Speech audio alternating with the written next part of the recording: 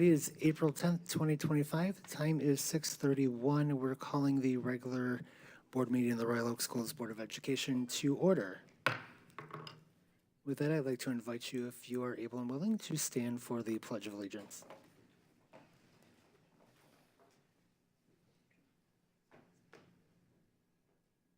Pledge allegiance to the flag.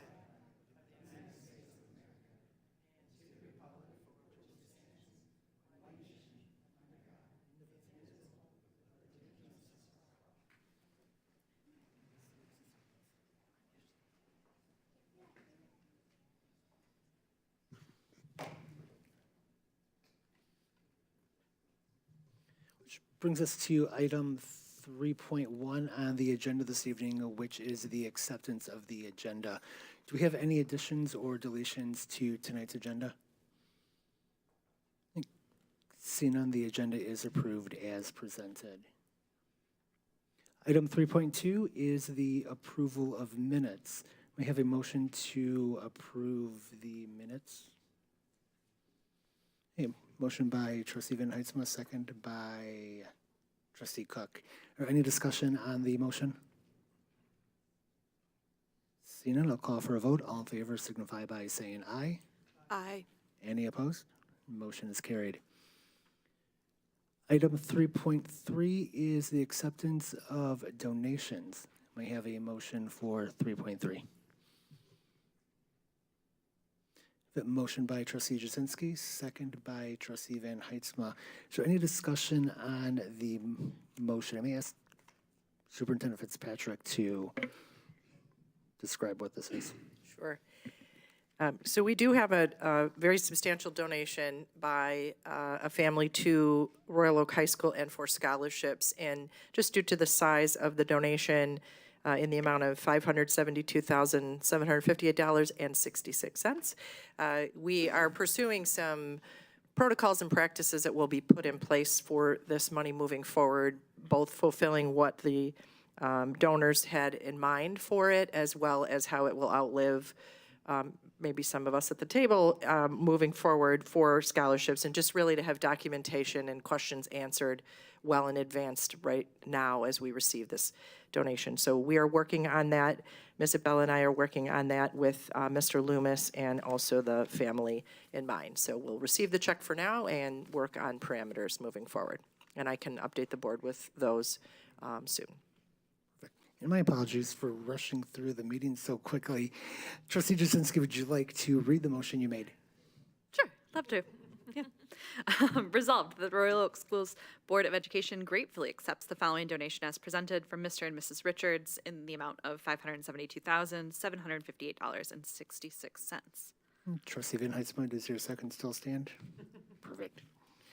Any friendly amendment? Can we accept 3.2 as rushed and voted? Excellent. Any discussion on the donation? Trustee Wiki. Did they indicate, are these, what kind of scholarships are these intended for? So we are working on the parameters of what was intended by the donors to be used, and the scholarships moving forward. We don't believe there's a lot of information given initially, and we want to pursue that just so that we're again, honoring what they would like and, protecting the substantial donation and how that will work in our system. But Ms. Abella did receive the check, and so we wanted to obviously accept that as a board, ask you to accept that as a board. And then, I don't know, Ms. Abella, if you have anything else, but we're going to work on some practices and protocols moving forward for this amount of money. That's correct. Right. So at this time, we don't have anything more to share with that. Trustee Van Heitzma? I was just going to say, too, will there be an opportunity to express our gratitude? Because that is, since I've been on the board, that's the most substantial donation we've ever received. So I would hope that there's a way for us to acknowledge and thank whoever could be thanked. Absolutely, possible. Yes. And because this was going to be deposited upon receipt, again, we wanted to make sure that was recognized tonight, and I do anticipate much more detail coming to you and to our community. Any further discussion?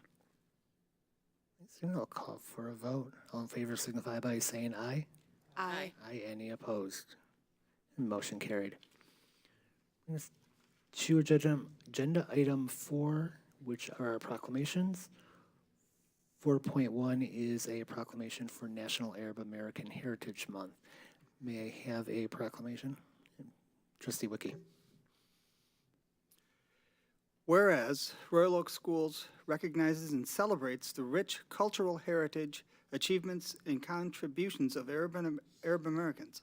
And whereas April is designated as National Arab American Heritage Month, a time to honor the diverse traditions, history, and accomplishments of Arab Americans. And whereas Arab Americans have made significant contributions to our nation and community in various fields, including education, arts, sciences, and businesses. And whereas Royal Oak Schools is committed to fostering an inclusive and welcoming environment for all students, recognizing and valuing the diversity of our student population. And now, therefore, be it resolved that the Royal Oak School Board of Education hereby proclaims April 2025 as National Arab American Heritage Month. Thank you. Do we have a second? Trustee Anderson. Is there any discussion on this proclamation? Seeing none, I'll call for a vote. All in favor signify by saying aye. Aye. Aye. Any opposed? Proclamation has been adopted. 4.2 is a board proclamation, and it is for Autism Acceptance Month. Do I have a recommendation? Trustee Cook. Whereas autism is a developmental disability that is usually evident before the age of 3 and can lead to differences in how people interact with others, communicate, demonstrate flexibility in thoughts and actions, and learn. And whereas autism is considered a spectrum as it presents differently in everyone, and individuals with autism may have particular strengths in one area and particular barriers or high support needs in another. And whereas autism occurs across all socioeconomic, ethnic, cultural, and geographic groups, and according to 2020 data from the Centers for Disease Control and Prevention, autism spectrum disorder impacts as many as 1 in 36 kids in the United States.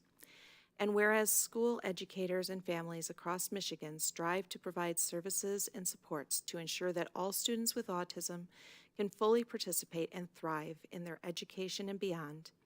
And whereas educators, families, and community organizations recognize the essential need for collaboration in expanding awareness and improving supports and services for students with autism.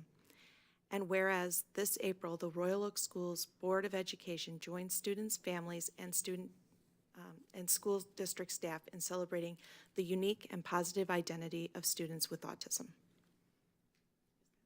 Thank you. Do we have a second? Trustee Jasinski. Is there any discussion on the proclamation? Seeing none, I'll call for a vote. All in favor signify by saying aye. Aye. Any opposed? Proclamation has been adopted. Thank you. Bring us to item number 5 on the agenda this evening, which is our first opportunity for public comments. If you would like to make a public comment, a person may address the board on an agenda or non-agenda item by completing a note card located inside the boardroom and place that card in the basket prior to citizen public comment period. Each speaker is limited to 3 minutes. If you need more time, you are offered a second opportunity to address the board at the end of the meeting with an additional 3 minutes. Please address the board as a whole and not individually. Public comment is not intended for the exchange of dialogue. This is time for members of the public to express their views. We are paying attention to your comments and we appreciate them. However, school board members do not respond to public comment during the meeting. Questions that arise from public comment shall be referred to the superintendent or her designee for review, study, and a possible future response. I thank everybody in advance for their cooperation. At this point, we have 2. Let's start with Michael Worster.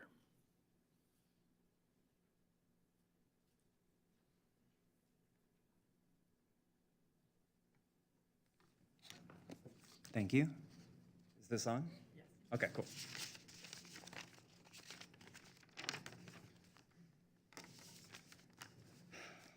Hello.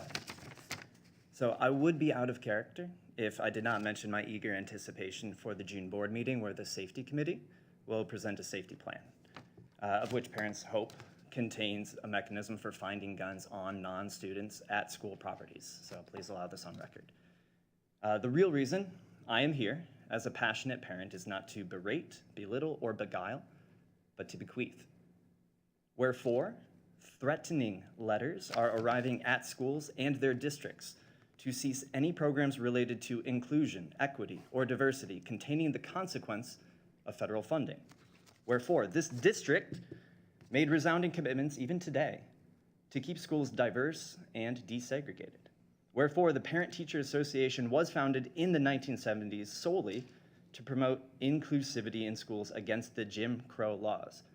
Segregation forever, that guy. Wherefore, Royal Oak, Michigan is my chosen home, and where my 3 children will experience their growing up years, along with all of their friends. Just like how most of us fall in love, meet, and marry our spouse, I met this governing body, this district, this city. Therefore, I invite this board to see the PTA as the tool it was crafted to be over 50 years ago, a tool that undermines hate and does the will of the people. I bequeath to you a working partnership with the 2025-2026 Keller PTA. We raise money without a millage. Go Huskies.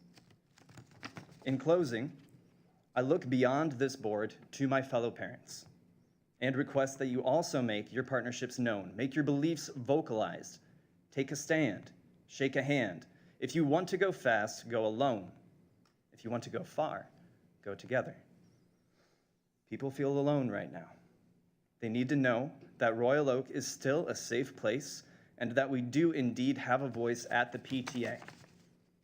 And with what little time I have left, I remind all schools that with or without compliance, the federal government is defunding education regardless. Thank you. Next we have Laura Sayan.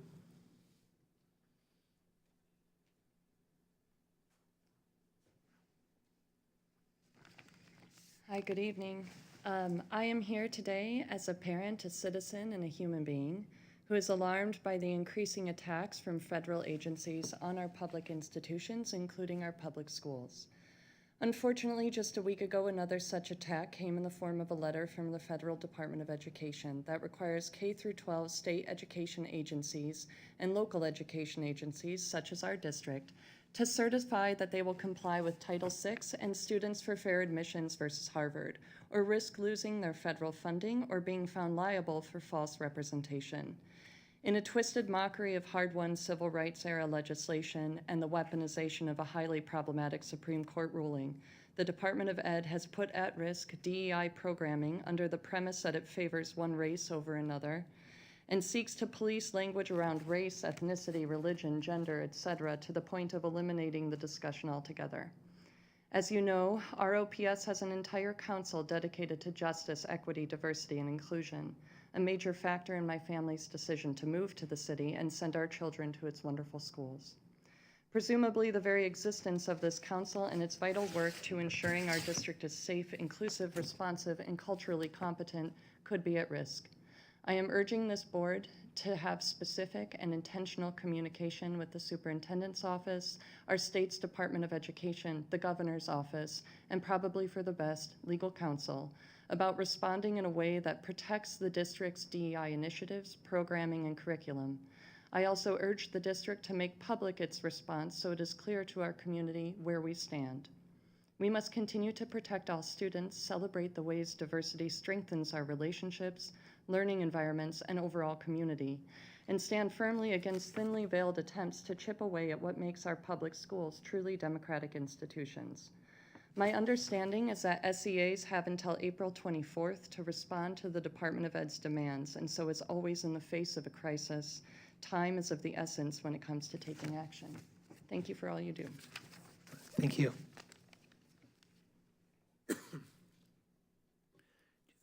Any further public comment from the audience at this time?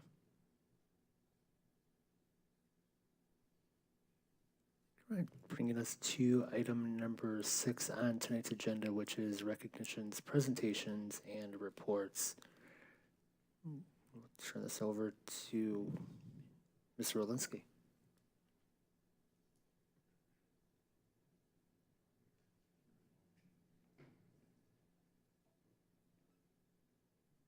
Okay, I think this one's working. Yeah, thank you, Mr. Jaworski. Tonight is the one night a year we recognize the people that have been nominated for the Outstanding Teacher of the Year award. We have many great teachers in Royal Oak, but once a year we nominate one from each level. This is something we've participated in since 2007, and if you haven't, take a look at the plaques that we have in the hallway listing the people that have received this award, been recognized for this since then. We have over 360 teachers in Royal Oak who fit the criteria for this, but once a year we nominate one from each level who are just examples of this. And it's just a nice way of putting a spotlight on many of the great things that happen in Royal Oak every day. So we have 4 excellent teachers who are here this evening, as is evident from the size of our audience, not normally this many people, some of their family here. But we're going to ask their administrators to come up one at a time and just talk about why this person was nominated for these awards. And in no particular order, I don't know why I go from high school to elementary but each year, but we're going to start with the high school. Mr. Loomis, if you would come up. He is here to talk a little bit about why Brittany Laurent is our Teacher of the Year for Royal Oak High School. And Brittany has been with us since 2021. So, as Mr. Walensky said, the Royal Oak High School Teacher of the Year is Brittany Laurent. She is always highly prepared for class, consistently engaging students in discussion, asking questions, and probing thinking. I frequently see high levels of student engagement when looking through her door into her classroom. I'd like to share some words from some other people about her impact, however. The first words come from one of our students. Great educators do more than teach. They inspire, uplift, and transform the lives of their students. Ms. Laurent exemplifies this ideal, making her an outstanding candidate for this award. Through her unwavering commitment to student success, her dedication to organizing life-changing opportunities, and her deep care for every student that she mentors, she has profoundly impacted the academic and personal growth of countless young people. So that's from one of our students. From one of her fellow colleagues, Brittany has an incredible depth of content knowledge that she is able to convey to students. She is also thoughtful in how she goes about educating, thinking constantly about accommodating, ensuring that every student is provided the best opportunity to learn. Her scaffolding of larger assignments is very impressive. Brittany is also incredibly supportive of every student and makes them feel comfortable and supported, but ensures that her high standards are met. So that's one from one of her fellow colleagues. And lastly, from a parent. Beyond the classroom, Ms. Laurent served as an advisor for the Diversity Club, encouraging my daughter's participation and eventual leadership role. Her commitment to students extends even further, as demonstrated by their attendance, by her attendance at my daughter's Cranbrook Institute of Science exhibit, an event unrelated to her teaching duties. This gesture meant the world to my daughter and highlighted Ms. Laurent's genuine interest in her students' passions and achievements. Now a senior, my daughter considers Mrs. Laurent as her favorite teacher and speaks of her in glowing terms. So congratulations from Royal Oak High School to Brittany Laurent. She's in our audience over here for our Teacher of the Year. Can you come on up?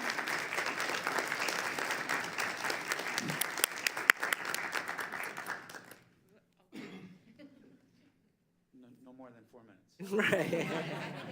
If you'd like to share anything, and then also tell us who you brought with you this evening, that'd be great. Thank you.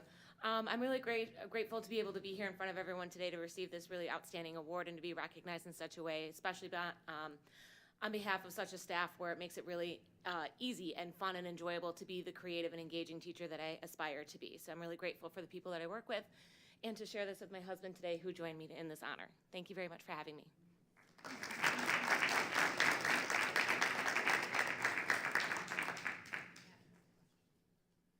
I actually have a statement. I wanted to thank Mrs. Laurent for my daughter Lauren, who's a junior at Royal Oak High School. And I don't know if she's ever been in any of your classes, but she did go to Europe with you last spring. And that was like a life-changing experience for her. So between you and Ms. Battazzoni, who led that trip, what a phenomenal job. So incredible. Thank you.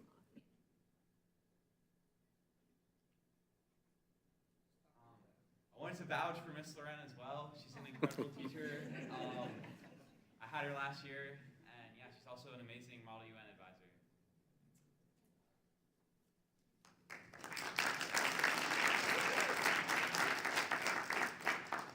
Okay, before we're done, we're gonna get a group photograph too, so stay put until everybody's been recognized. Katie Coffin is our middle school teacher of the year.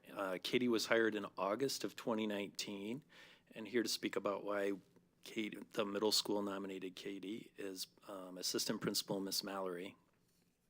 Thank you. Good evening, everyone.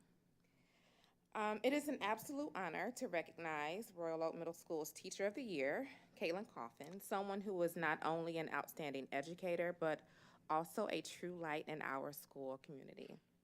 Her students describe her as so very kind, literally just amazing, and a huge role model they strive to be like. She gives generously to her community, leads with heart, and inspires with her passion. Whether it's in student council or in the classroom, she makes a lasting impact, helping students grow and believe in themselves. She brings energy, fun, and a genuine understanding to every lesson, making learning meaningful and exciting. As one student put it, she makes learning interesting and fun and has great leadership. She's very nice. So please join me in celebrating the one-of-a-kind, always inspiring, and deeply loved Mrs. Coffin.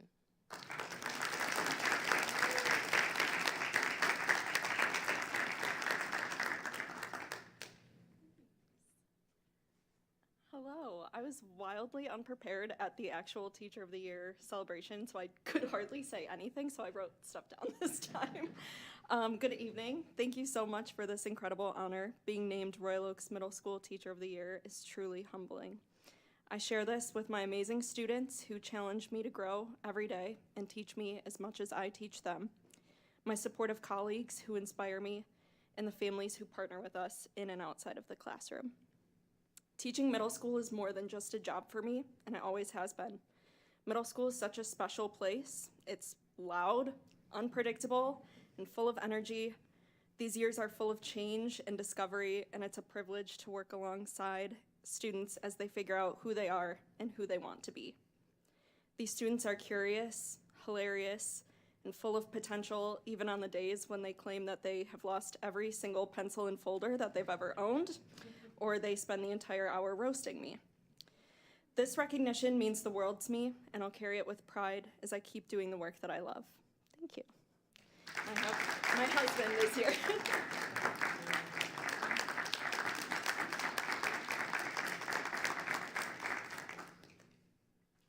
Okay, this year's elementary school, I'm sorry, go ahead.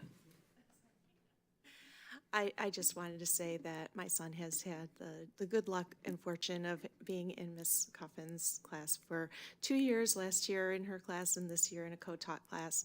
And I can personally vouch for the fact that she sees each student for who they are and really helps each student to be everything that they can be. So thank you.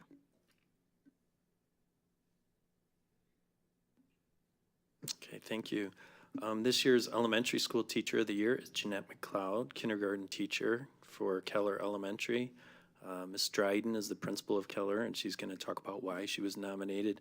And I believe, in case you forget to mention this, Jeanette, you're a graduate of Royal Oak Schools, right? Was it Royal Oak High School? That was Kimball. All right, I always get it wrong. I usually say Dondero or Kimball, but all right. Yeah, so I had the privilege of actually teaching and coaching her in 3 sports. So she was actually a scholar athlete. So that wasn't part of my speech, but I thought I'd add that since we're talking about it anyway. All right. As I heard time and again throughout Mrs. McLeod's Teacher of the Year application, one phrase constantly rises to the top.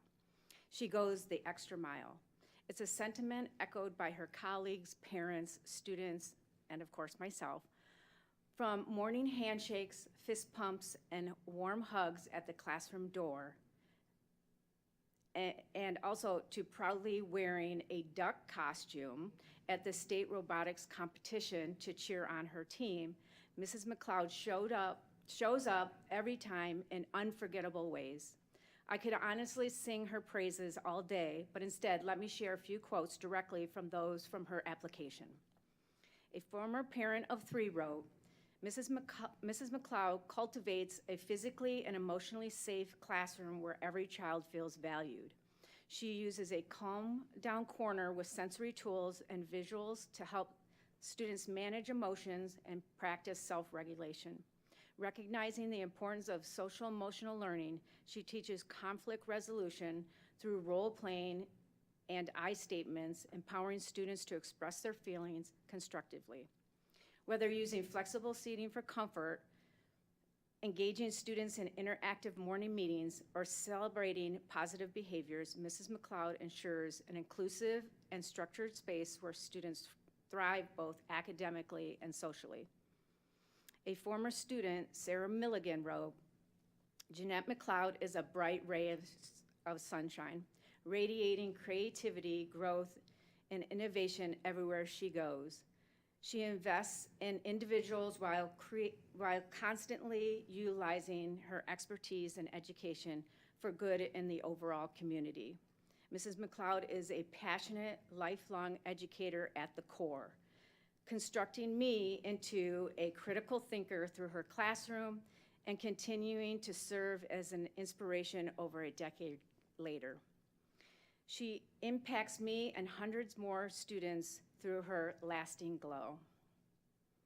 Lastly, I actually had the privilege of judging our DK students' first LEGO League Discover program showcase. Over the past 6 weeks, they've explored engineering and ocean exploration, and their creativity and problem-solving skills were on full display. I was absolutely blown away by their innovative ideas and teamwork. It's amazing to see our youngest learners dive into STEM with such enthusiasm, with Mrs. McLeod at the helm. Mrs. McLeod's impact reaches far beyond her classroom walls. It's felt in the hallways across our district and in the hearts of students, families, and colleagues who have had the joy of learning with her and from her. She is the kind of educator who doesn't just teach content, she builds confidence, community, and curiosity. Be it launching a robotics league, nurturing social emotional growth, or simply showing up with a smile and a hug, Mrs. McLeod embodies what it means to go the extra mile. It is with deep admiration and gratitude that we recognize her today, not only as a phenomenal teacher, but as a true change maker in the lives of so many.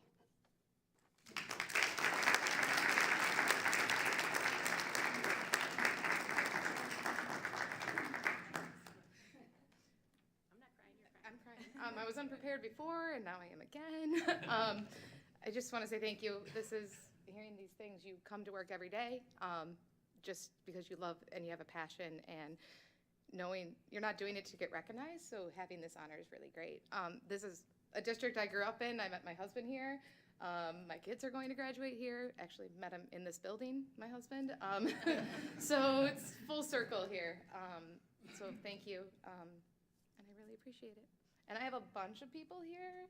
I have 4 of my own children, and my husband, my parents, and my sister, and my niece and nephew. Thank you.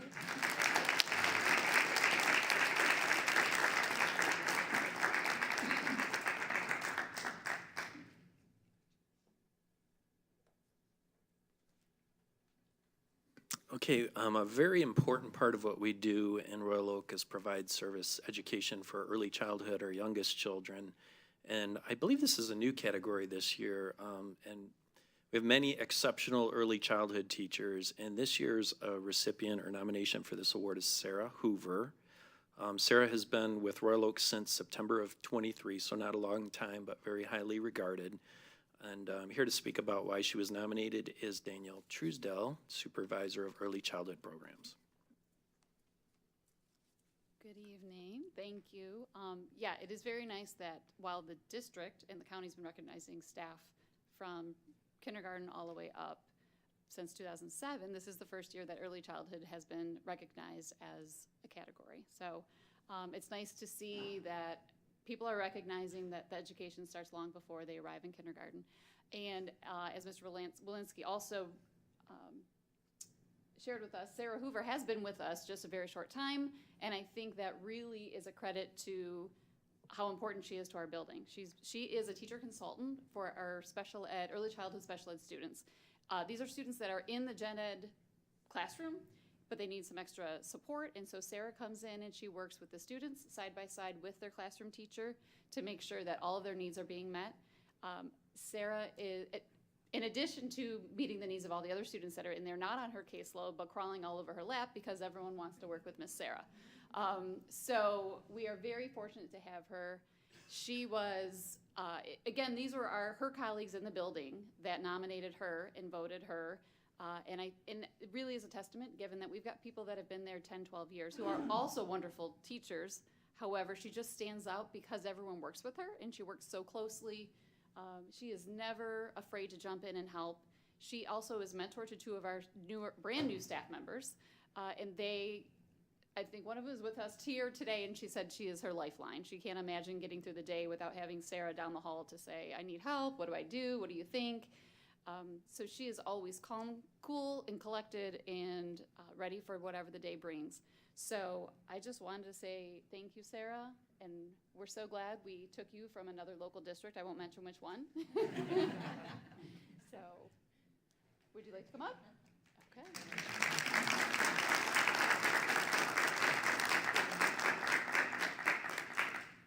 Trying my best to be calm, cool, and collected right now. I don't know why I didn't think to have something planned, but I'm truly grateful for this honor. Some days it doesn't feel deserving, but I am doing my best to accept it all.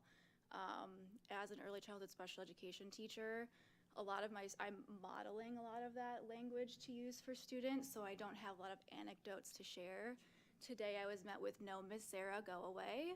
And other days I've met with, oh, you're so beautiful. So it all just depends on the day and who doesn't want me around making them, do what they need to do. I'm so lucky to have taken the jump to work in Royal Oak and be accepted here. I was in 7 years in another district and nervous to make the change, and I couldn't be happier. It's a wonderful district. The ECC is a wonderful place. I'm so lucky to work with amazing colleagues, and just thank you all again.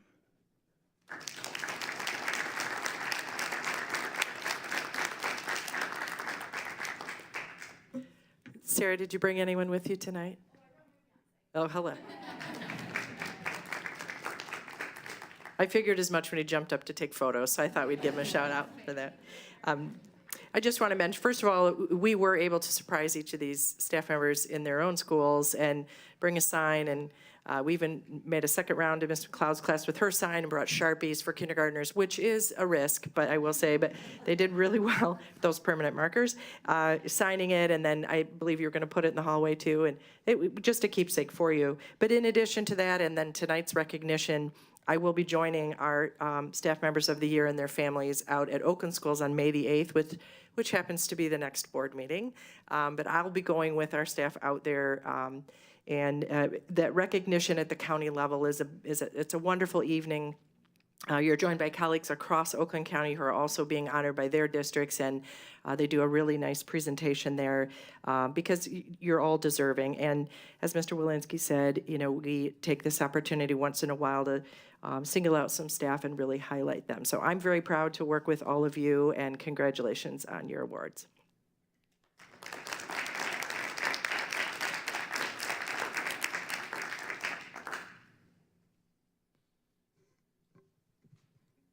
And are they taking a picture? I was just going to, Ms. Murphy, oh, you already did. Okay, thank you. And your names are going to be on a plaque that I'm thinking will be here 100 years from now. So it's a tradition where we used to have a gallery of every superintendent back to the 1920s, which I thought was interesting. We discontinued that tradition. Sorry, Ms. Fitzpatrick. And I think it was right around the time we started this tradition. So in 100 years, your name is going to be on a plaque. People may not know who you are, but tell your grandchildren. It's a pretty cool thing we do. Do we have any comments from the board? Trustee Van Heitzma. I always have comments. So before everybody runs away, But just, I think, seeing all of you here and your families and those words that were said about you, it just makes me proud to do the job that we do. And I don't need tissues. But I think I'm just so grateful that we have such wonderful staff that are recognized and that are supported in the way that needs to be supported, and grateful for you to be here. So thank you. Trustee Jasinski. I just did want to add that, like, we are all fully aware that things are tough in public education right now, and I think that it was really voiced so well through the voices of our students and our families and your coworkers too, about what we value and what they recognized is important in really good teachers, and that makes me very proud. Rick, I have a comment too. So I just jotted down a few words that came up several times in all of these nominations. Those words are inclusive, equitable, diversity, passionate, inspiration. They echo the words of our public comments earlier today. Those words echo the thoughts and policies of this board. And I would thank all the educators in the room tonight, those who were recognized, those who weren't recognized, who are just here watching us. Thank everybody for living our values and doing the hard work. Thank you.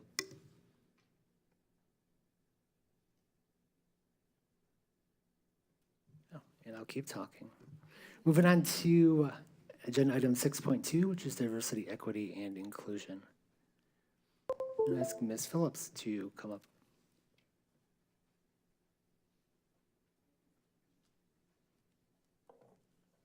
Good evening. Extremely tough acts to follow. I'm so proud of them. And we, of course, have amazing educators in Royal Oak, so thank you to all of you all. Just a few quick updates. Just our Leading to Liberate conference, Courageous Conversations, Late Start PD, an update for and wrap up for the art show and Reading Rocks tour, the Troy Learning Lab with the National Equity Project, a NAFSCI SPED Plus Family Engagement webinar, and our Inclusion Weeks, and then an update for the IFFF. So starting with the Leading to Liberate, close to mid to late March, all of our Oakland County Jedi Council, plus a few of our Royal Oak staff members were able to join together with Oakland Schools, Washtenaw, and Wayne Risa to talk about liberating learning and leading with equity, dignity, and justice. So we had lots of key speakers and different breakout sessions. The lunch session was moderated. We had a panel moderated by Oakland Schools' diversity, equity, inclusion consultant, Cornelius Godfrey. But some of the things that we talked about in our sessions were just cultivating positive mathematical identities for all students. We know that math can be a tricky subject, and sometimes the academic mindset towards math and trauma passed on from past math experience from others may project onto our students. So we just talked about always keeping it positive and ways that we can make the students relate more during their math instruction. So we talk about mirrors and windows in curriculum a lot. So that extends over from not just literature to also to math as well, making sure that they can see themselves in some of their math problems, see things that they can relate to in those things as well. And just really emphasizing that math instruction that is rooted in deeply in love. So here's our part of our Jedi Council. We were meeting with one of the keynote speakers for our closing, Dr. Bettina Love. And ironically, in a kind of full circle moment, I was able to learn with one of my former teachers. This is my science teacher from, I believe, 7th grade, Mr. Evans. So he was in attendance as well. Moving on to one of our recent late starts for March, we worked through Courageous Conversations. So last spring, I surveyed a lot of our staff, either just informally in person, a lot through thought exchange surveys, and just feedback in general that they told me even earlier than that during my just meetings when I first was hired and when I went around to meet principals and DEI teams. A lot of them said, we want more professional development on this subject and that subject, but a lot of them said courageous conversations. When the hot topics happen, when the hot moments happen, when they happen in the classroom, what do I do? What can I talk about? Am I able to say that without getting fired, without getting reprimanded? This violate policy. So we took some time and care with this, and I wanted to put together a nice presentation for them. We got so much great feedback from staff members saying we love the content that was included in this late start presentation and that they felt empowered after having it. So I just included a few slides from it. Just first, what comes to mind with courageous conversations, so a lot of topics were just division, bias, explicit conversations, facts, hot topics. When those moments happen, what do we do? Microaggressions. And we were able to look at a particular slide just talking about policies and procedures. And we said, first things first, let's always make sure that our students are in a safe and healthy learning environment. And we revisit our mission and said to keep that first and foremost. In the forefront as well. But we also said there are so many resources on our website as well. So if we look into our board policies and going further past that into the Royal Oak Schools Administrative Guidelines Manual, we included some actual examples there for teaching values and then student garb. So what do we do when religion comes into the classroom, and how do we handle things when those come about? So for some guidance resources, I first directed all staff to, first you should seek guidance from your supervisor. Talk to them about what's going on or what may have happened, but also know that you can reflect back to those board policies, go into the AGM as well, look into the school handbook, and and that above that we also have our anti-discrimination laws, and then you can revisit your collective bargaining agreements if there are some things that you want to hit on. But we had really great conversations with this, and we're hoping to keep the conversations going as well. So an update from the March 22nd art show opening day. We had a blast. There was so much art that I wish I probably did take pictures of each picture and each display on both floors. But one teacher came to us and she came to one of our groups and she said, "You all must be the art teachers. I taught art for 30 years in a different district, and I can just tell that you all are passionate. I love everything that you all set up for the students, and thank you for recognizing them publicly." So this is still going on, and there were so many amazing displays. I can't talk about it enough. So congratulations, and thank you to all of our art instructors as well. And a quick Reading Rocks tour update. We had so many volunteers, and we were also, Mrs. Fitzpatrick invited some of our Royal Oak Schools Foundation's members as well, so they were able to join the tour. We had an amazing time. All I heard from volunteers were, "Thank you so much for allowing me to do that." Some had never taught in the classroom before as well, so they came to me, "Ashley, I'm a little afraid, which book should I read?" or however, and then they came after and said, "That just made my day. It was so amazing." So there were over 550 students reached with this tour, and because it was also Music in Our Schools Month, I believe this was at Keller that we got to have the I Know a Shy Fellow Who Swallowed a Cello book and some playing after. So they all joined my pizzicato party with each student, all of kindergarten. So I think we had about 80 students got to pluck a little bit of the cello before going back to their classroom. So it was a blast. And again, next year we'll do it bigger and better. Then moving on, so Troy Schools actually had a spring break that was opposite our spring break. So during our spring break, I was able to join them along with part of our Oakland County Jedi Council at Troy Schools. And they led a learning lab with National Equity Project. It was reminiscent of our last year's MDE tour, where we were able to go to different schools, hear from students, hear from staff, observe classes as well. We had a full day of learning. Dr. Marcheski and his staff have an equity design team. So a lot of the instructional leadership team was there helping along. We got to see, we met with Chicago Public Schools, a few of their districts there as well. And we were able to meet some students that talked about their social justice project and initiatives and activities that they do with the Social Justice Club. They talked about an ethnic fair that's similar to our IFF festival. And they also went into 3 big buckets that they have when they look into DEI work. So they said, they want to make sure that they are investing in staff, measuring what really matters, and human-centered systems. So this was a very transparent learning lab. They told us in their disclaimer at the very beginning of the morning, we don't have everything right. As we know, none of us have it all right with all of the processes that we do. But they also expressed that they are learning and working to get better. So we had a few gallery walks where they showed us actual data that they had collected from the staff, from the students, from parents, different surveys and just different things. A big thing that we hit on was dress code. They looked into the dress code and took a year to look through things, survey the community, talk to teachers, because we don't want to just rush to everything, want to do it with care and consideration. And they, in the end, asked us in the audience, what can we do better? We want to know, out of our 3 essential questions, we'll see, act, and engage. We want to know, what can we do better? What do you all see that is working?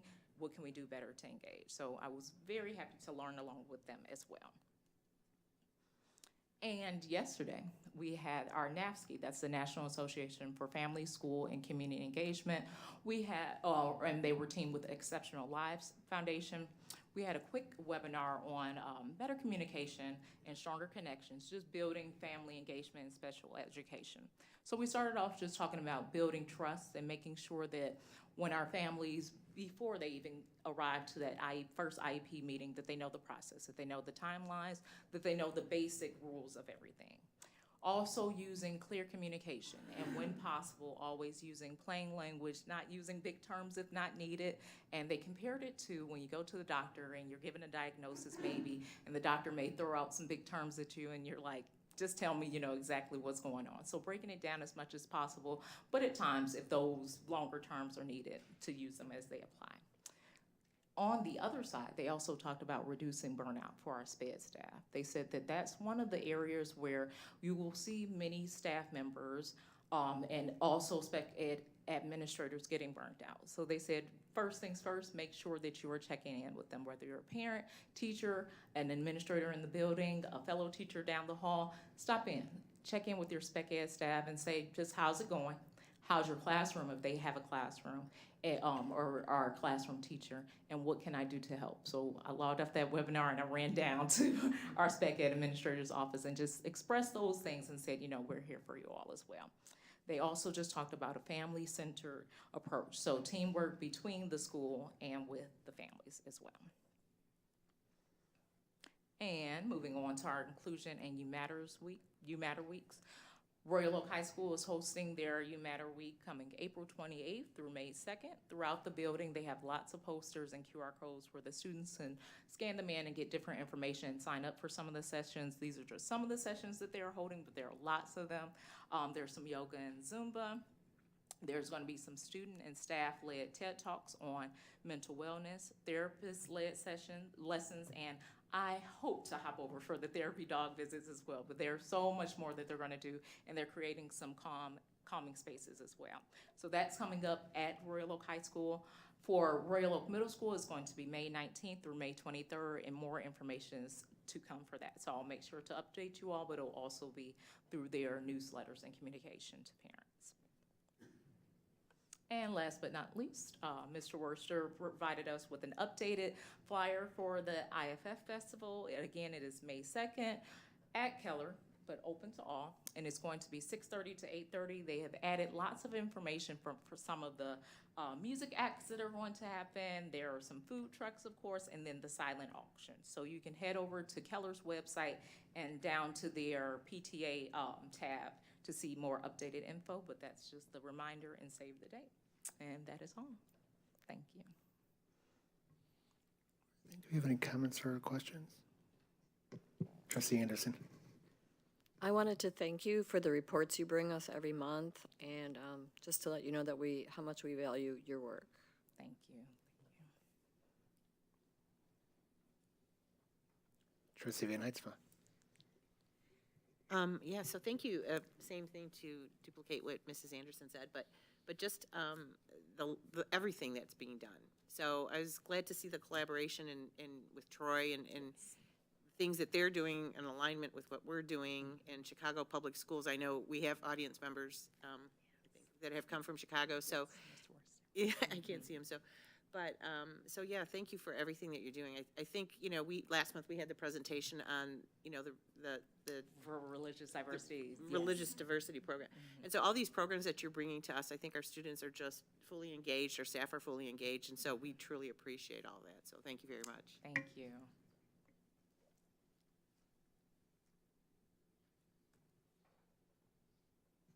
Yes, thank you.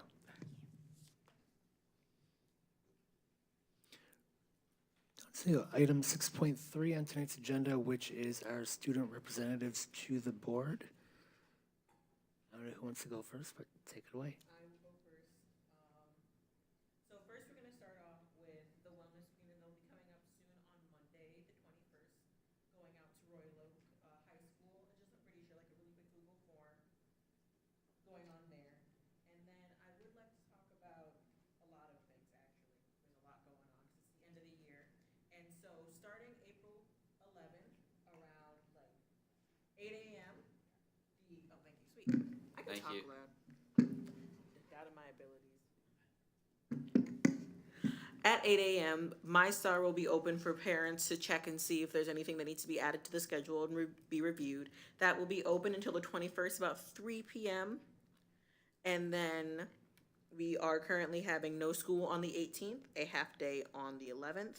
And then I would like to bring up the Seniors Honor Convention at the Royal Oak Middle School on May 12th. That is from 7 to 7:30 at the ROMS. Like, I don't know the name of the auditorium. Oh, I thought so. I just didn't know if they changed it or not. Cause I'm pretty sure I have a book that has like Kimball High School on it, and I was like, that's not the right school. And then I forgot that our school was, you know, I was like, this is wrong. I have the wrong book. How do I return this to a school that doesn't exist anymore? I don't know how to do that. And then I would like to bring up Girls Who Code, because I love coding. I was part of the coding club. I should probably make a coding club because I haven't seen anything about one of those. It is a summer program, and applications are due by tomorrow. But if there's anyone that would like to, like girls would like to code, I love to code. It's so much fun. I would recommend it. Applying and seeing up and doing that, of course. And then obviously Wellness Week, as brought up, from the 28th of April to the 2nd of May. There are student-led panels, which I will be speaking at. I will be speaking at Performance Anxiety. Ironic that I'm doing this right now. But yeah, and then that is all I have to say. His turn. I just wanted to say good luck to our 9th, 10th, and 11th graders who will be testing next week, with 11th graders taking the M-STEP and 9th and 10th taking the NWA. Also wanted to remind all of our high schoolers who take 13 Mile to school to leave early because it's under construction and probably will be for the foreseeable future. Yeah, until July. But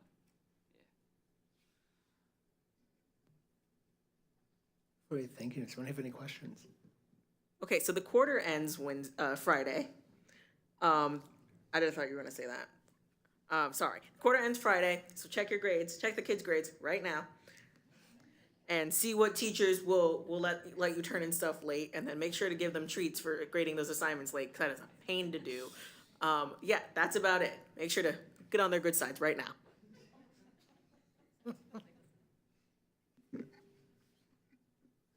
Right, thank you both. Moving to item number 7 on tonight's agenda, which is communications. Secretary Anderson to read those to the record. First of all, it is hard to follow the student representative's report. I cannot equal your level of enthusiasm. You could maybe do a dramatic interpretation. I guess I could, yes. But we have received a few since our last meeting: Susie Anderchow, Mike Fournier, Laura Burge, Tina Marie Varlesi, and Clayton Whittle. Thank you. Item 8 on tonight's agenda is the consent agenda. The consent agenda generally consists of routine matters as well as items we've covered during this meeting or other board committee meetings. All items are documented in the minutes, which are published following the meeting at which they were approved. All of our committee and board meetings are open to the public, and public comment is an agenda item on each agenda. We invite members of the public to join our committees. Do we have any additions or deletions from tonight's consent agenda? Seeing none, the consent agenda is passed as presented.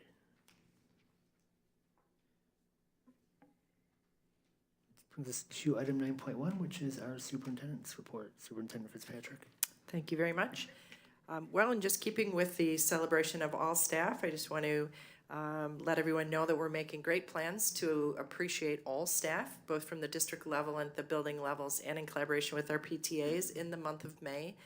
Working with Ms. Murphy, we have some wonderful sponsors in our community, businesses that have already made donations to help us make that month very special for all staff in all buildings. And so we're collecting key ideas right now, and most of the plans are secret, so I cannot tell you what they are, but we had a lot of fun last year going out to every school and just watching how the buildings honor their own staff, and then how the district can contribute to that and meet and greet everyone. And food is generally involved in that.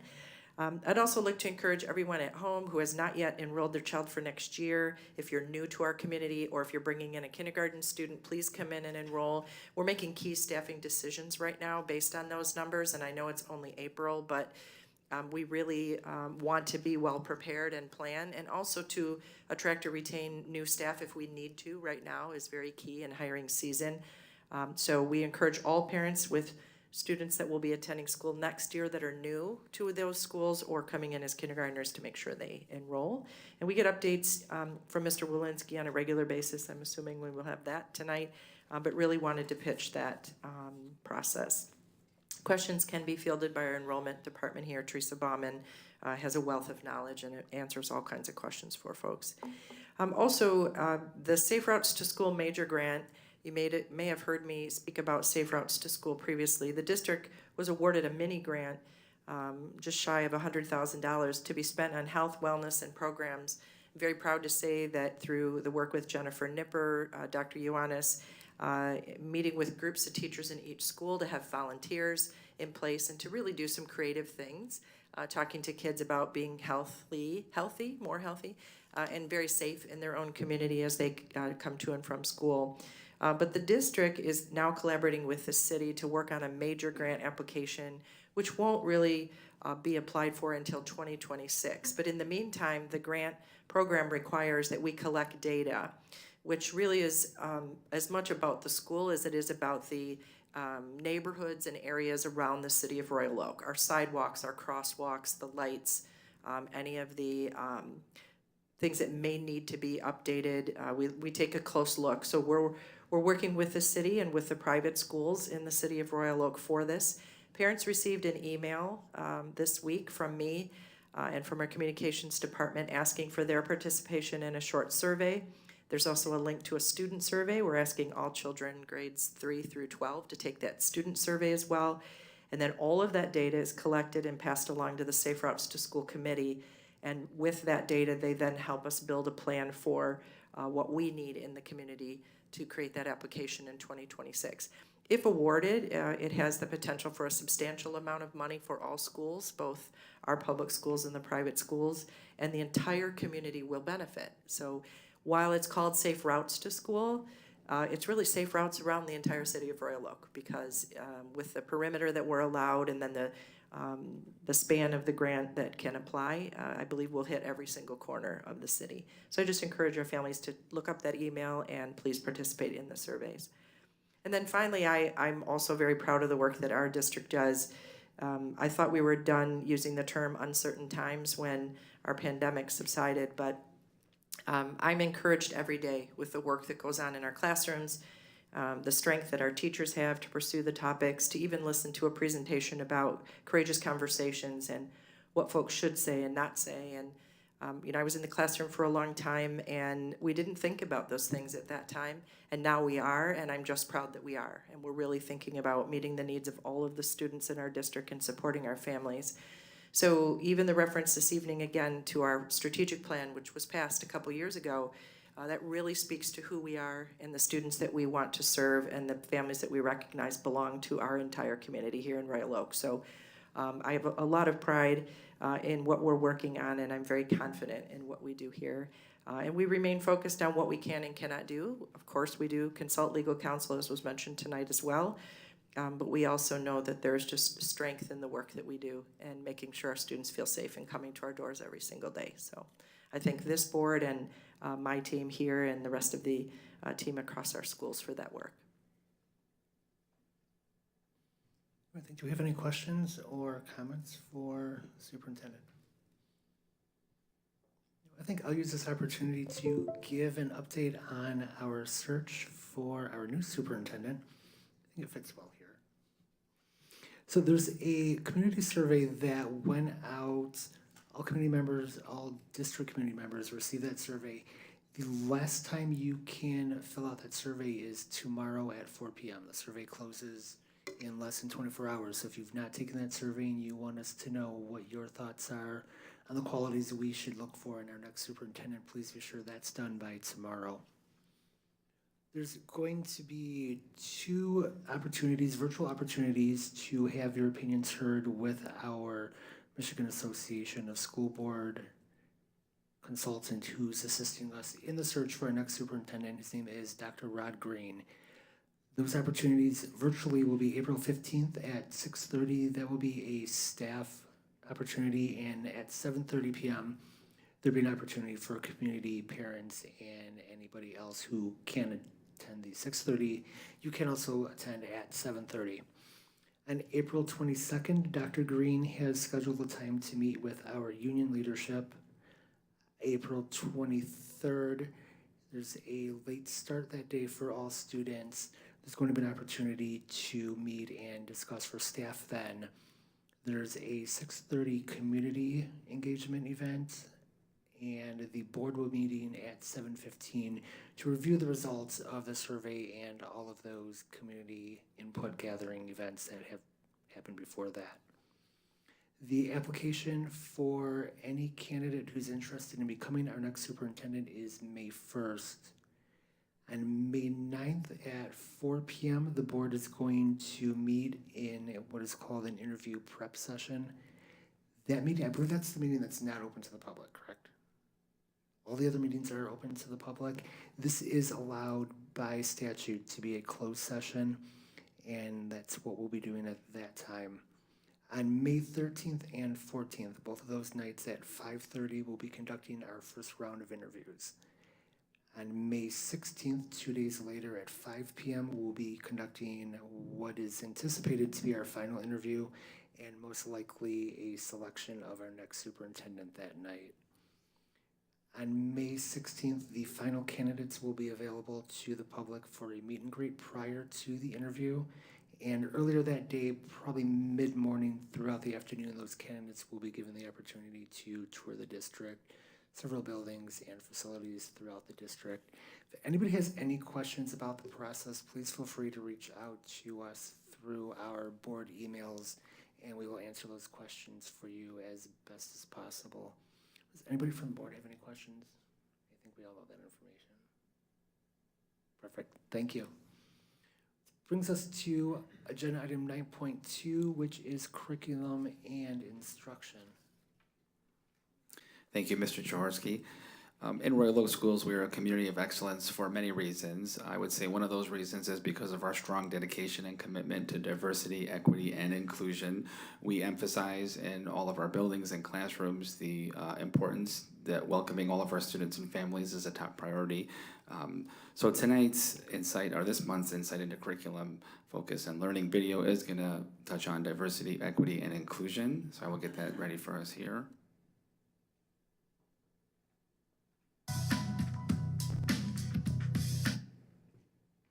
Hello, I'm Ashley Phillips. And I'm Joe Ioannis. In this video, you will see diversity, equity, and inclusion in action in Royal Oak Schools. Diversity, equity, and inclusion are very important components of our curriculum that allow our students to truly flourish and be the best they can be. Let's take a listen.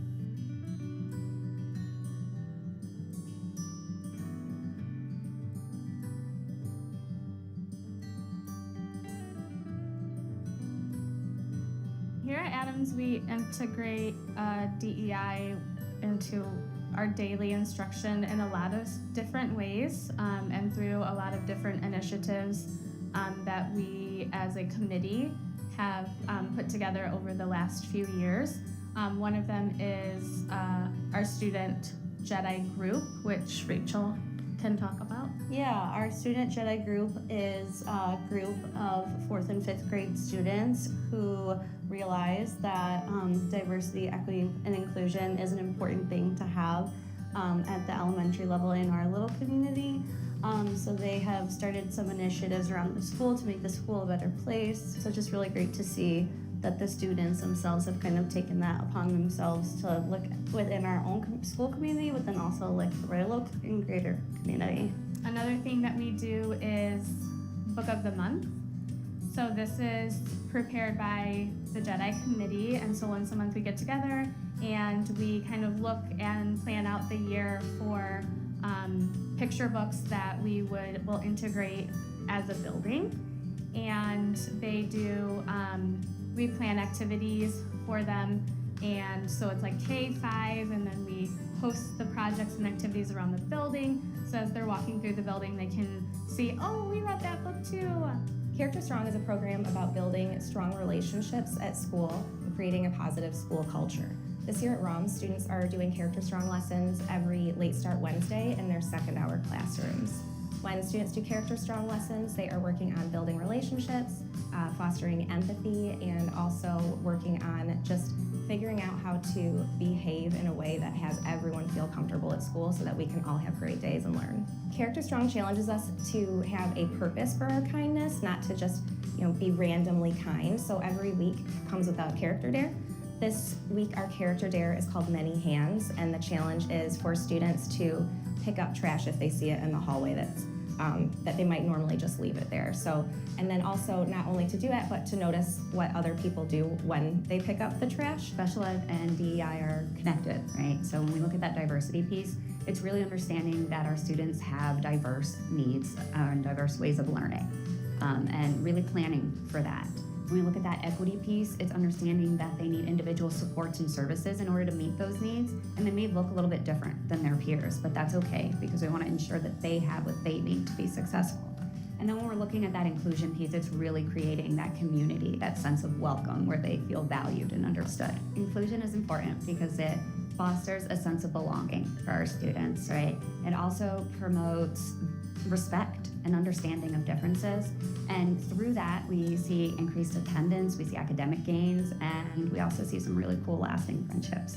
The words diversity, equity, inclusion mean to me just making sure that we support our community and that everyone is all here together safe, and that we include everyone no matter what their background is.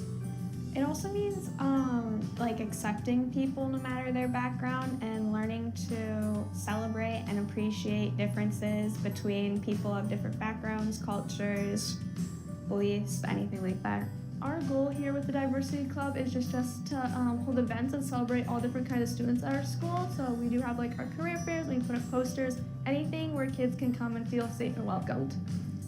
I would say the philosophy behind it is more to create like a space where everyone feels seen in our school, like so everyone feels like they have a place, and also just to like help educate kids, who might not understand like people from different backgrounds, so we can create a more welcoming space. The Royal Oak Schools Board of Education supports diversity, equity, and inclusion in a number of ways.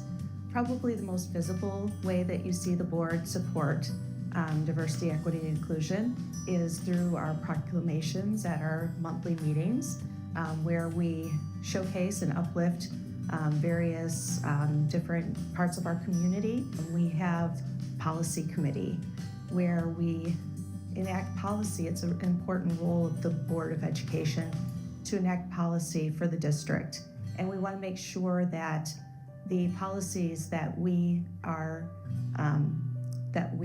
putting forward are supporting all of our students and helping to create a welcoming and supportive community so that all of our students can achieve academic and personal success.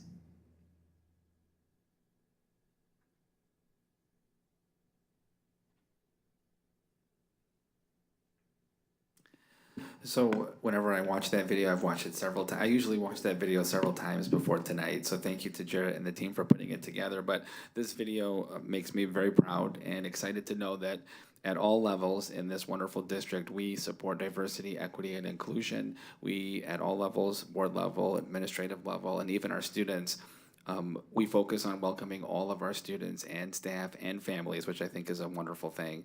So again, honored to have the opportunity to work in this district, and very proud about our efforts. And as you can see from our students at the very early on age and level, they are excited about welcoming all and accepting of everyone. So that's great.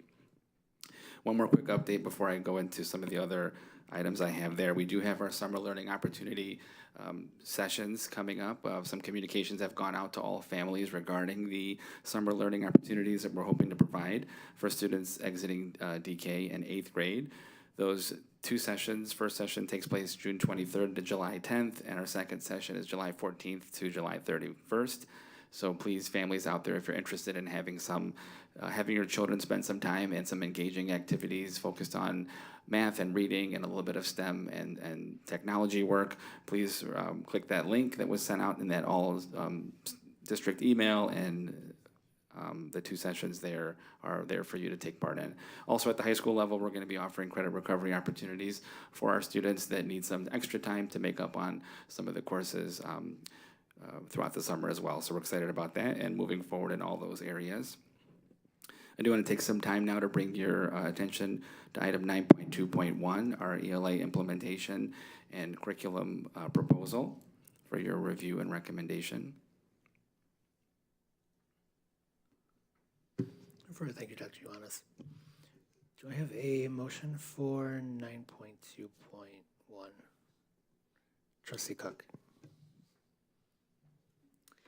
Resolved that the Royal Oak Schools Board of Education approves the purchase of elementary K through 5 ELA curriculum and materials from the American Reading Company.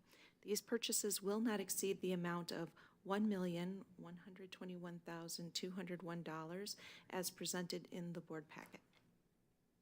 Sorry, that's $1,101,201. Did you see me? I'm like, no. Thank you. Do I have a second? Trustee Van Heinsma. Is there any discussion on the motion? Trustee Anderson. I was going to ask Dr. Ioannis to walk us through the process and what this means for our students. Yeah, I would definitely be happy to do so. So we're excited about this opportunity. This will be the first time in at least 12 to 13 years that we're going to be bringing an ELA curriculum that is all-encompassing for our teachers and students to engage with. We've had an ELA pilot, our ELA leadership team, that has taken part in this process over the last 2 school years through our curriculum review cycle, and teachers have the opportunities to engage in this curriculum as a pilot and provide feedback to the larger group so we can make a decision to move forward. The other interesting and important component with this rollout is we have plans in place after, if approved tonight, with for our teachers to get some training in the spring and in the fall time when we return back in August. So we're looking at identifying some full-day opportunities for teachers to engage with this curriculum before their students come in for the 25-26 school year in the fall. So we're excited and ready and excited about bringing this curriculum on to support our elementary students in one of the most important areas, reading and writing.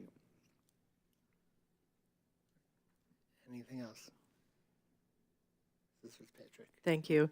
Well, I just wanted to compliment Dr. Ioannis and the entire literacy team that worked on this, and also thank our teachers who participated in the pilot, looked at materials informally, and then really came together, I think, as a very strong team to look at this. It's an important purchase. It's a very large purchase for our district, but we know that the literacy work that we do with children can't just be because of the great teachers we have. We must equip them with the best resources in order to do that.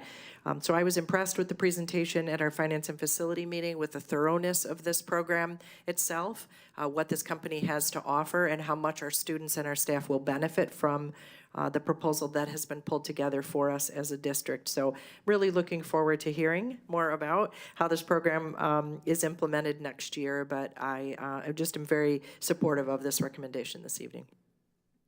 Thank you. Any other comments or questions? Seeing none, I'll call for a vote. All in favor signify by saying aye. Aye. Aye. Any opposed? Motion passed. Okay, thank you. I also want to bring your attention to item 9.2.2, our health curriculum updates for students in grades 4th and 5th grade. Also, as a reminder, we discussed this at our finance and facilities meeting before our board meeting tonight, but I wanted to bring that to your attention for a recommendation as well. Thank you. Do we have a motion for 9.2.2? Trustee Alexander. Resolved, Royal Oak Schools Board of Education approves the 2 additions to the district's K-12 health curriculum that focuses on puberty curriculum updates for 4th and 5th grade as presented in the board packet. Thank you. Do we have a second? Trustee Wiki. I saw your hand. Is there any discussion on the motion? Thanks. Seeing none, we'll call for a vote. All in favor signify by saying aye. Aye. Aye. Aye. Any opposed? Motion carried. Thank you. Our next item is 9.2.3, our student device purchases. I'd like to bring that to your attention here for a recommendation. Also something we discussed about during our finance and facilities meeting today as well. Do we have a motion? Trustee Wiki. Getting fast down there. Be it resolved that the Royal Oak Schools Board of Education authorizes the procurement of the following technology resources: 9th grade Chromebook refresh, high school yearbook lab desktop computers, and touchscreen Chromebooks to support ASD, AST elementary, and DK first grade classrooms. These purchases, not exceeding $180,000, will be made from People-Driven Technologies, with pricing based on the annual statewide REMC SAVE cooperative bid. Thank you. Do we have a second? Trustee Alexander. Is there any discussion on the motion? Trustee Anderson. I just want to add that we talked about this at facilities and finance earlier as well. We covered it pretty Moments ago. thoroughly. Thank you. Seeing no, Mr. Wiki. I think it was also important to point out that we are actually saving money, and I didn't understand all of it, but we're saving money on part of the refresh because we refreshed Chromebooks for both 6th graders and 9th graders. And we had some, I believe, in stock that we're using for the 6th grade refresh. So we're actually, I guess I would say, getting the best use of our available resources. Excellent. Ms. Bell, do you want to explain how we had those extra computers? So during the pandemic, we received 5,000 computers using the E-rate program, and all of those computers were not deployed during that time because those were students or parents that were able to request those devices. We still have those devices, and they are still in good shape, I guess. I don't know what the right word is to use. And they're no longer have that same provision attached to them that they can only be used under those E-rate recommendations that came along with those. So Mr. Melcher, along with Dr. Ioannis, were able to redeploy those devices and use them for the 6th grade. Did I cover that, Dr. Ioannis? Well, okay.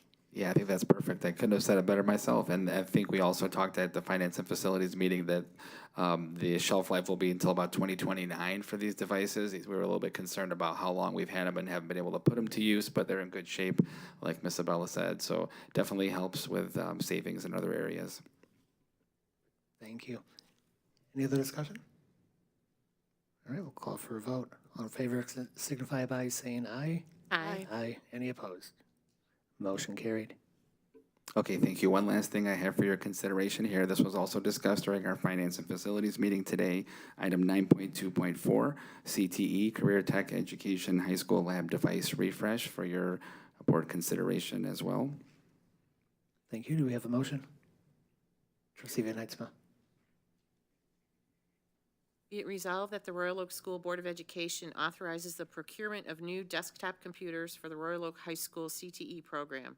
This purchase, not to exceed the amount of $40,000, will be made from People-Driven Technologies with pricing based on the annual statewide REMC SAVE cooperative bid. Thank you. Do we have a second? Trustee Cook. Is there any discussion on this motion? Seeing none, we'll call for a vote. All in favor signify by saying aye. Aye. Aye. Any opposed? Motion carried. Brings us to agenda item 9.3, which is finance, facilities, and bond. Turn this to Mrs. Abella. I have 9.3.1 on tonight's agenda for your approval. It is our one-year lease extensions with our partners. Those partners are Royal Oak Community Coalition, Royal Oak Youth Assistance, the City of Royal Oak for the Arts, Beats, and Eats use of our parking lots, the City of Royal Oak, our Grant Park lease extension, the City of Royal Oak, the Center Street Garage that we use for our robotics program, and the YMCA after-school program lease agreement. We did review these leases at our finance and facilities meeting that preceded this meeting. Do you have any questions for me? No, seeing none, do we have a motion? Trustee Cook. Resolved that the Royal Oak Schools Board of Education hereby approves the lease agreements as provided in the board packet. Thank you. Do we have a second? Trustee Jasinski. Any discussion on the motion? Seeing none, we'll call for a vote. All in favor signify by saying aye. Aye. Aye. Any opposed? Motion carried. Thank you. Item 9.4 tonight is staff and student services. Turn this back over to Mr. Wolinski. Okay, thank you, Mr. Jaworski. Well, as has been the theme this evening, I'm going to say this is a very busy time of year. Every year it is in the spring. Working on our staffing needs for next year, balancing our budget. This year is especially busy because all 4 of our bargaining units, our employment groups, those contracts are up for renewal. Here this evening is the ROEA President, Carrie Derminer, Madam President, and Mallory Greenway, the Vice President. Just want to recognize them because we've been spending a lot of time together and will in the weeks to come. So very busy time of year. I'm going to start by talking about enrollment because as we consider our staffing needs for next year, obviously we have to carefully analyze enrollment. Enrollment is also the biggest factor determination of our funding for the coming school year. I always talk about kindergarten enrollment because it's the biggest indicator of whether or not enrollment will be up or down. So I'll start by talking a little bit about that. As you know, enrollment officially began February 3rd for next year. And to date, we have 252 children enrolled for kindergarten, which I wouldn't say that's good or not good, but that's what it is. We also have 67 children enrolled for developmental kindergarten.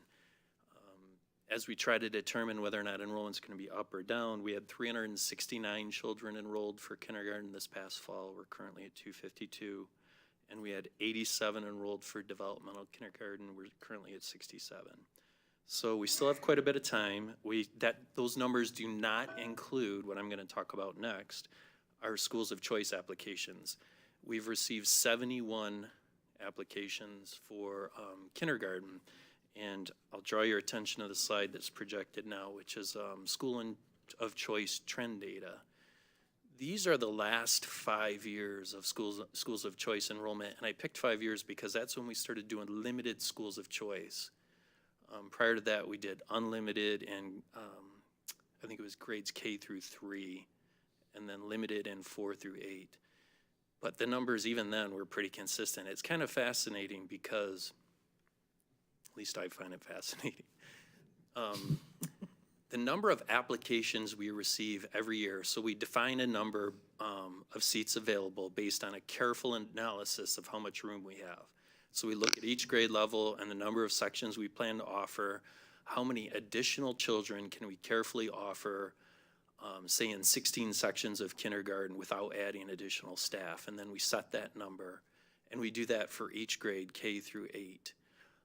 This year we did limited schools of choice. We set a total of 240 students. If you look under 2025-26, 240 students broken down as follows, the biggest being 75 for kindergarten. Okay, so we've received, 176 applications across those grade levels. This is a part I find kind of fascinating. The average number of applications we've received, if you add those numbers up each year, the last 5 years, is 177. we've received 176 applications. So the number also interesting is we receive far more applications than actual enrollments that materialize by the start of the school year. So we've talked about this a lot. I think a lot of parents put in the application, no harm to do that. They might have applications at several schools, and a much smaller percentage than actually follow through with the enrollment. So the actual number of enrollments, the average that materializes over the last 5 years is 67 children, the largest number being for kindergarten. So if history holds true, we can probably expect about 67 children enrolled through schools of choice. That's a lot of data on that form, but I can share that with you if you'd like. Do you have any questions about that? Yes. Yeah. Do we have any materials that we send to families that, that apply to enroll in our schools? Materials that we send after they apply? Yes. Yes, we send an acceptance letter if they qualify in the school that their child will be attending. So they give their requests, like which elementary school they would like. So we consider that. The biggest factor we consider is where do we have space available. We try to honor their requests, but more than anything, we look at where space is available. They'll be notified shortly of their acceptance and what school their children is assigned to attend, or their child. I'm sorry if it at all seemed that I meant that you weren't responding back to them. That's not what I meant. No. I meant more so, do we give them any, pamphlets or anything about the, what they can expect from our schools, that sort of thing, kind of more promotional items. So one of the things that we talked about is the data that Mr. Walensky is presenting, and that we take in a lot of applications. Families are notified that they've been accepted, but then the actual enrollments, or those number then that come back in enrollments, what occurs between the time they get that letter and then actually coming to our district, and what would make the difference? So our team has talked about pure outreach to the families, even the updates that he's referring to, that letter that we're going to send. It'll be different this year than in the last couple of years, really just to, there's the routine they need to go to apply. That's the least of the letter. We really want it to be about welcoming them to our district and what we're about. So we do plan to send other information with that letter, as well as information that Ms. Murphy puts together for each of our schools based on the one that was selected for that family. We also want to make sure they know who they can call with direct questions. So once enrollment and all the paperwork has been applied for, then who else at the school or at the curriculum office with Dr. Yanis? So we have a little different twist to it this year to hopefully see that more that come in as applications finalize that through actual enrollment. So thank you for that question. I just to add to that, I'm wondering, because we need to be obviously very mindful. We wouldn't want to, create a lot of expense for people that may not, ultimately turn into families. But I'm wondering if we might think about including some of the links from our Launch into Learning videos and some of the other things that are obviously, they already exist. We don't have to, spend any money, but they, I think, give a nice personalized impact, and it's just something that I thought of as we were talking tonight. Right, and that will, so in addition to mailing things or things that we have a number of electronic resources, and we capture email addresses for everyone who applies. In fact, I think most of the dialogue that's created between the families and our enrollment office takes place over email and other exchanges of information. So we will definitely keep that in mind. It's a good idea. Right, Ms. Walensky, I have a question. Out of the, looks like we'll say average 67 school choice children come to the district. Do you have a rough idea of how many of those graduate from the district? Like what's in the senior class? Oh, that's a right good now? question. I really don't have that data, but we should look at that as well. I love enrollment data, so yeah, that's something we should try to gather. Perfect. Thank you.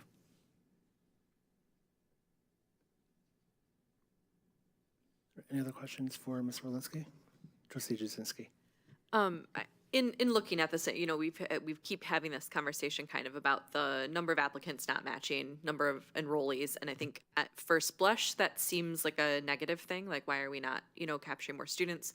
Of course, we want everybody to come experience all of these great things that we've been talking about. Do you have any feeling about like how that does compare to other places in Oakland County? Have you talked to your counterparts? I mean, is this, I think we're under the understanding that this is just kind of something that happens, right? Families can put out their feelers, they can make the decisions that are best for them. But it's not, like, this is not an issue we're having. I don't believe so. And no, I really haven't had those conversations because the districts I talk to about other things, we're receiving many students from their district. So it's really a difficult, we receive from surrounding districts and students that reside there as well. Great, any other questions? Okay. Do we have a motion? Just kidding. You didn't get to that I part just yet. wanted to present that as informational because as I said, it's just interesting. I don't think it's necessarily good or bad. It's just pretty consistent from year to year. Kind of fascinating that the average number of applications we've received in 5 years is 177, and we received 176 applications. So I do have one item on tonight's agenda for your approval, and that's our personnel report, which is item 9.4.1, and I'll just go through that quickly. On that report are 2 resignations, one from one of our adult education teachers and another from one of our paraprofessionals. Also listed are 4 recommendations for hire. Fortunately, those are for 3 paraprofessionals, always needed, and a payroll coordinator, which has been a position Ms. Isabel and I have been anxious to fill since January 17th. So we do have a person who has accepted that position. We also have a couple more retirement notifications, which are always kind of interesting. One from Tammy Martin, who you may know. Tammy is a Title I teacher currently at Upton and Oak Ridge Elementary, but she's been with the district since August of 1988, so 37 years. And the other is from Paula Sutterfield, Executive Assistant to the Superintendent, seated in the back. Paula has been with Royal Oak since October of 2010. We've worked closely together. So 15 years. I believe she has been the executive assistant for 3 superintendents, and Ms. Fitzpatrick being your favorite by far. Yeah. So congratulations to Paula. I'm going to miss you dearly. But that is item 9.4.1, unless you have any questions. We can really vote on it now. Do we have a motion? Trustee Jasinski. Resolved, the Royal Oak Schools Board of Education approves the regular personnel changes as presented in the board packet, unless Paula changes her mind. Do we have a second? Trustee Alexander, any discussion on the motion? All right, I'll thank you, Ms. Sutterfield, for everything you've done for us. You make us look really, really good up here, and we probably would not if it weren't for you. Any further discussion? Trustee Van Heidsma? Well, I was going to make the similar comment to Paula. So, but so Paula and I have worked together for 8 years that I've been on the board, and so I'm very grateful for her text responses, her phone call responses, her email responses, and behind every board and every great leader, there's somebody there that keeps us going. So thank you very much for all your service and your years of dedication to Royal Oak Schools. Thank you. Any other discussion? Call for a vote. All in favor signify by saying aye. Aye. Aye. Aye. Any opposed? Motion carried. This brings you item 10 on tonight's agenda, which is a second opportunity for public comment. Anybody in the audience who wishes to speak?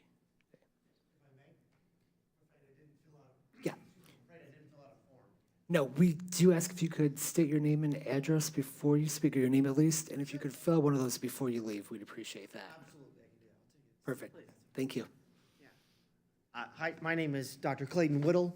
I live at 209 East Webster. I am a climate psychologist, professor of education, former professor of education, sustainability educator, and a researcher. I am here today. Oh, and my daughter will be entering kindergarten in the Royal Oak School District this year. So all sorts of fun stuff. I'm here today to discuss an item that I have sent via email and cornered two unfortunate members of the board in a separate meeting to discuss. I'm here because, as we all know, we live once again in uncertain times. And several things that we all hold dear are under attack. We've discussed some of those already today with several presentations that are unfortunately so close to the truth that it's no longer possible to ignore them. But our individual rights to be ourselves are not the only things under attack. Science is under attack. Science is under attack on a local level and on a national level. And I come here today to publicly comment on an opportunity and a proposal that I have sent to each board member individually via email. And I recognize that this is not a normal forum for this kind of discussion, but we do not live in normal days anymore. And things tend to happen faster than I think the education institutions are accustomed to, faster than anyone is. I come today because I am seeking partnership.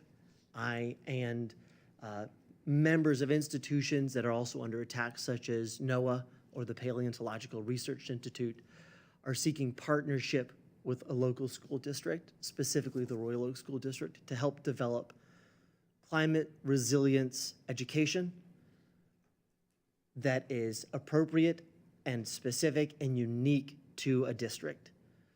We are seeking a grant through the Spencer Education Foundation for $500,000 to develop, through our existing tools that were developed by NOAA and PRI and other colleagues, to bring in local climate data, local climate predictions, make those available, make training available to educators in Royal Oak and to students in Royal Oak to empower those individuals to develop their own real climate solutions for this community and to develop their own real educational curricula with the assistance of and with the encouragement of climate researchers, climate psychologists, and a really wonderful team. The reason I come here today is not to sell this to you.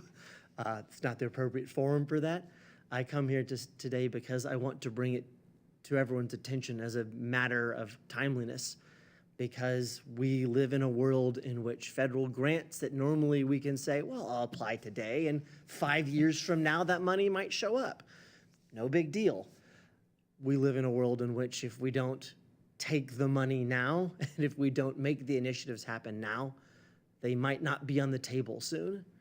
And it would be a tragedy for these opportunities to not be on the table, because Royal Oak is uniquely positioned, not only because of its incredibly excellent education board and educational institutions, but because of its city-wide environmental advocacy to act as a place where we could really create a model for other municipalities to follow and curriculum that others can adopt if and when federal support of this kind of work disappears.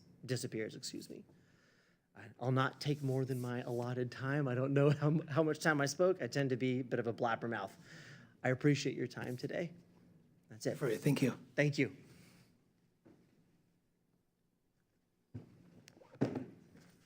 Any other members of the audience? Excellent. Moving on to item 11 tonight, which is board comments and liaison reports. We have one scheduled report of the Curriculum Advisory Committee, and that will be given by Trustee Cook. Thank you.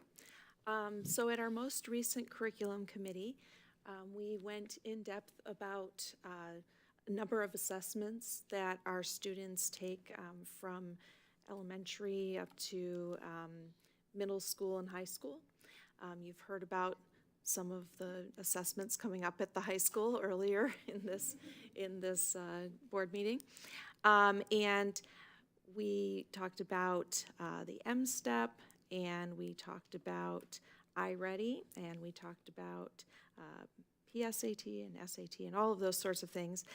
One thing that was notable is that with the new ELA curriculum.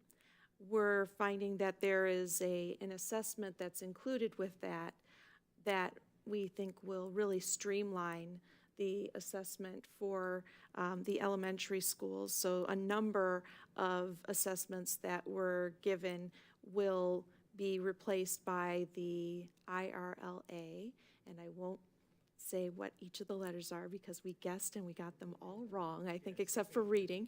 But it's going to really streamline that process and hopefully recoup some, teaching time because, we always want to get all the information from these assessments, but we have to weigh that against the teaching time that would otherwise be going on. So that seems like it's going to be a really great improvement. And our next meeting is going to be May 19th at 6 o'clock. All right, think, are there any questions for Trustee Cook? Excellent. Do you have any other board liaison or comments? Trustee Jazinski. Not exactly a committee report, but I think worth mentioning. 2 weeks ago, Trustee Anderson, Trustee Cook, and I had the awesome opportunity to attend a really, really nicely put together dinner at the Oakland Technical Campus out in Clarkston.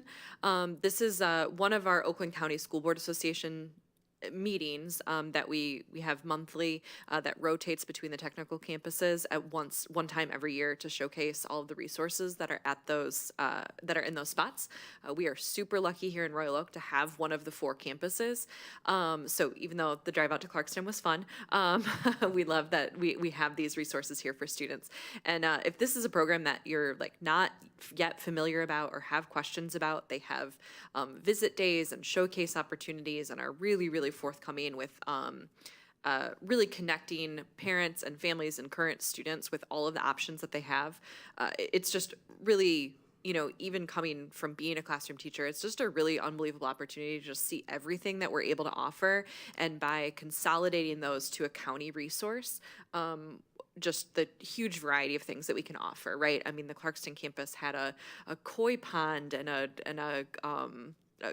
outdoor garden facility, and they raise chickens there, and there are They build houses at 2 of the 4 campuses. There are places for students to get certifications and trainings and accreditations for free way sooner than you'd be able to if you're making those decisions post-graduation. And it just is such an incredible opportunity to get our students with like really real world examples taught by excellent instructors. And I just wanted to talk about how cool it was. The dinner was incredible. So that's just a great opportunity. So if you are unfamiliar with that, or if you're a high school student kind of unsure about what some of the next steps are for you, definitely check out what our Oakland County Technical Campuses, OTEC, has to offer. That's it. Thank you. Mhm. Anybody else for liaison or board comments? See none. That brings us to item 12, which is our adjournment. See no other further business before this body. We are adjourned.